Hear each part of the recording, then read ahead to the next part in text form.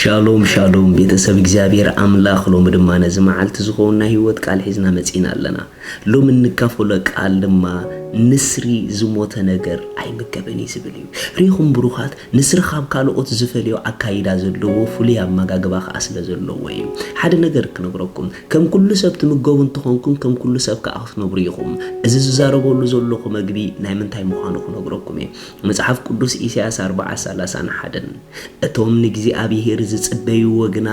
ሓይሎም ይሕደስ ከም ንስሪ ድማ በኽናፍ ይድይቡ ይጎይሞ አይሕለሉን ይኸድሞ አይደኽሙን ንስሪ ፍሉይነቱ ዘይደክምን ዘይሕለልን ምዃኑ ይነግረና ኣሎ ሓደ ነገር ክነግረኩም አካይዳኹም አጓያኹም ምሕላልን ድኻምን ኣለዎ ድዩ ወይስ የብሉን ዝውስኖ አመጋግባኹም እዩ ንስሪ ኩሉ ጊዜ ፍሬሽ ዝኾነ ነገር ጥራሕ ይዝምገብ ህይወት ዘለዎ ነገር ይዝምገብ ዝሞተ ነገር አይምገብን እዩ ዝሞተ ናባብራኽ አይብሉን ሓደ ነገር ክነግረኩም ዝሞተ ነገር ትምገቡ እንትኾንኩም ናይ ሞታት ናብራይኹም ትነብሩ እንታይ ማለት እዩ ክነግረኩም እዚ አነ ዝዛረበኩም ዘለኹ ናይ ህይወት መግቢ ስለቲ ኣብ ውሽጥኹም እትበልዕዎ ሓሳብ ይዛረብ ዘለኹ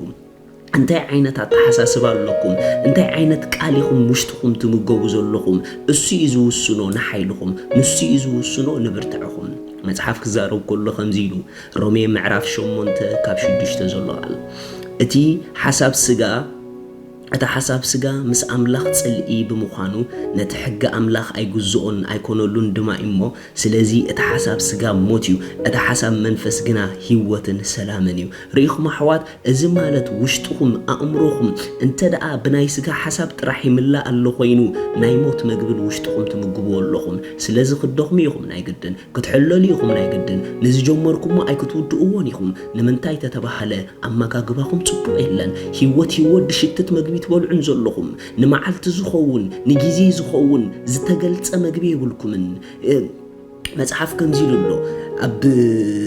ሉቃስ ምዕራፍ 4 ክዛረብ ከሎ ከምዚ ኢሉሎ ኢየሱስ ከአይሉ ሰብ ብኩሉ ቃል እምበር ብንጌራ ጥራይ አይነብርን ጽሑፍ እዩ ኢሉ መለሰሉ በኻላ አዘራርባ እዩ እቲ ጎይታ ዝመደበልኩም መንገዲ ህይወት ክትነብርዎ ትደሊ እንትኾንኩም ንዕኡ ዘንብር ፍሬሽ ዝኾነ መግቢ የድልየኩም እዚ ማለት ንመዓልቲ ነቲ ዘለኹምዎ ጊዜ ነቲ ዘለኹምዎ ህይወት ነቲ ዘለኹምዎ ወቕቲ ንዕኡ ዝኸውን ሬማ ዝኾነ ዝተገልጸ ቃል ናይ ቃሉ ብርሃን ውሽጥኩም ክረክብ ኣለዎ ውሽጥኩም በሐሳብ አምላክ ክትመልእዎ ኣለኩም ሪኢኹም ናይ እግዚአብሔር ሐሳብ እሶም ህይወት ዘለዎ መግቢኦም ቃል አምላክ ህይወት ዘለዎ መግቢ እዩ ከም ቃሉ እንዳሐሰብኩም አእምሮኩም ሕድስዎ ከም ቃሉ እንዳሐሰብኩም ውሽጥኩም አሰራስርዎ አመጋግባኩም ቀይርዎ መታና ናባብራኩም ክቀየር እንተደኣ ኩሉ ጊዜ ዓወት ዘለዎም ድምጽታት እንተደኣ ኩሉ ጊዜ ክብር ዝመልኡ ድምጽታት እንተደኣ ኩሉ ጊዜ አምላክ መሳኢ ዝብል ድምጺ እንተደኣ ኩሉ ጊዜ ቃሉ አውሽጥና ነእቱ ኮይና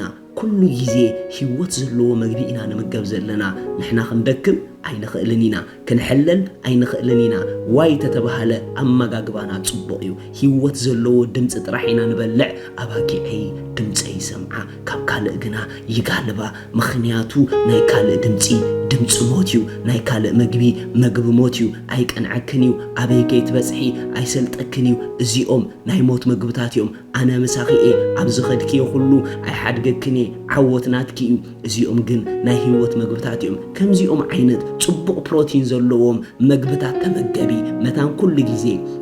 ንላዕለ ክትበሪ ኢየሱስ ንዘለዓለም ጎይታ እዩ እስከ ኩልኩም ምሳይ ከምዚ ኢልኩም ጸልዩ ሃሌሉያ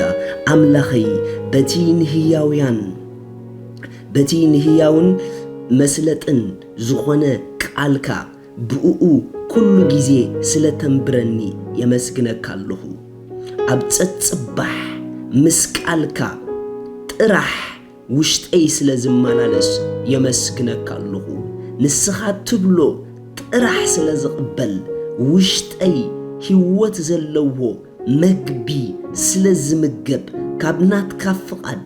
ወፃኢ ስለ ዘይሓስብ ስለ ዘይቅበል አምላኸይ ብመንፈስካ ነዚ ነገር ምስትውዓል ስለ ዝሃብካኒ የመስግነካ ኣለኹ ኢን ጂሰስ ኔም አሜን ንስኹም ብሉጻት